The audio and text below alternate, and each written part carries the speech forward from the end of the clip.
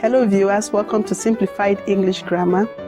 Today we are here to continue with the part of speech adverb.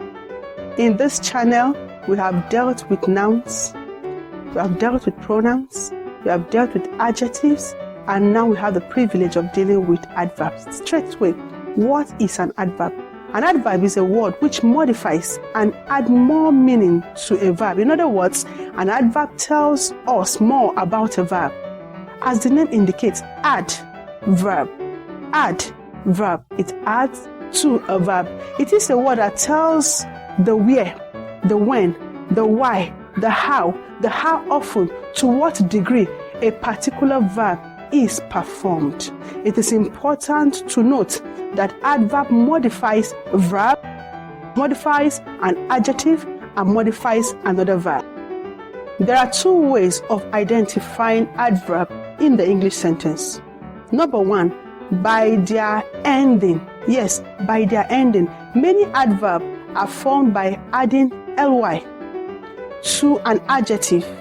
For example, you have oddly, understandably, repeatedly, and the rest of them. However, the ending is not a sure sign that a word is an adverb, as there are several exceptions to that rule.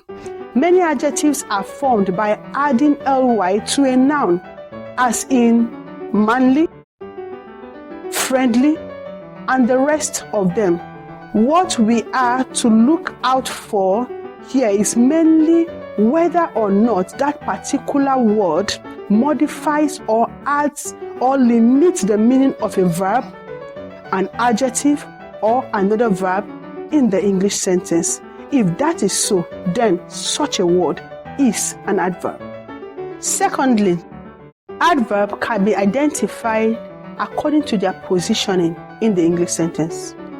Adverbs have no particular position which they occupy in the sentence, although emphasis usually determines the placement of the adverb in the English sentence.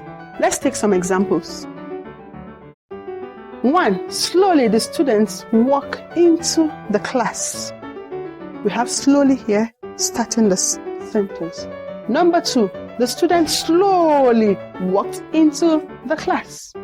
Number 3. The student walked slowly into the class. Number 4. The student walked into the class slowly. Here we can see the variety of slowly. That's one beautiful thing about adverb. So beautiful characteristics of adverb. It doesn't have a fixed position, as we can see, as demonstrated by slowly. That slowly can be found in different positions in the same sentence.